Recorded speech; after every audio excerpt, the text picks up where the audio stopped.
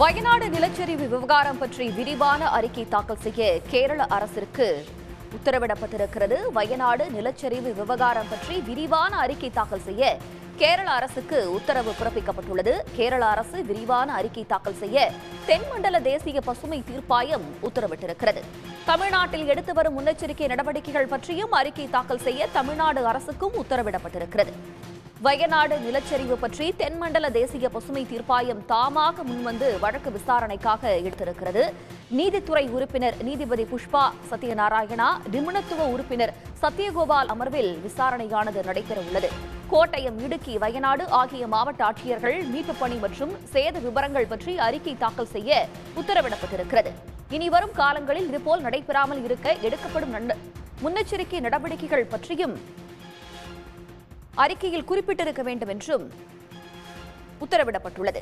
வயநாடு நிலச்சரிவை பாடமாக எடுத்துக்கொண்டு தமிழ்நாட்டில் எடுக்கப்பட்டிருக்கும் முன்னெச்சரிக்கை பற்றி தமிழ்நாடு அரசு அறிக்கை தாக்கல் செய்யவும் உத்தரவிடப்பட்டுள்ளது. இதுபற்றிய கூடுதல் தகவல்களை தருவதற்காக சிறப்பு செய்தியாளர் ரமேஷ்குமார் இணைகிறார். ரமேஷ்குமார், விவரங்கள். கேரளாவில் வயநாட்டில் ஏற்பட்ட அந்த நிலச்சரிவு தொடர்பாக ஏற்கனவே தென்மண்டல பசுமை தீர்ப்பாயம் ஒரு வழக்காக பதிவு செய்து இது தொடர்பாக கேரள அரசினுடைய வழக்கறிஞர் உரிய அறிக்கை தாக்கல் செய்ய வேண்டும் என்று தெரிவித்திருந்தது. இந்த அடிப்படையில் தான் இந்த வழக்கு நீதித்துறை உறுப்பினர் நீதிபதி புஷ்பா சத்யநாராயணா, நிபுணத்துவ உறுப்பினர் சத்யகோபால் அமர்வில் இன்றைய மீண்டும் விசாரணைக்கு வந்தது.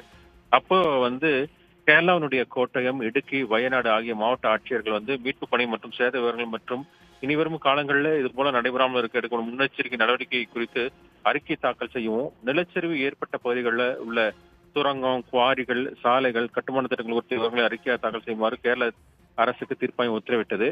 வயநாடு நிலச்சரிவு சம்பவத்தை பாடமாக எடுத்துக்கொண்டு தமிழ்நாட்டில் எடுக்கப்பட்டுள்ள அந்த முன்னெச்சரிக்கை நடவடிக்கை குறித்தும் நீலகிரி, கோயம்புத்தூர் மாவட்ட ஆட்சியர்கள், அதே போல தமிழ்நாடு பேரிடர் மேலாண்மை துறை, தமிழ்நாடு வனம் மற்றும் சுற்றுச்சூழல் மற்றும் காலநிலை மாற்றத்துறை செயலாளர், அதே போல தமிழ்நாடு தலைமைச் செயலாளர் ஆகியோர் அறிக்கை தாக்கல் செய்ய வேண்டும் என்று தீர்ப்பாயம் உத்தரவிட்டிருக்கிறது.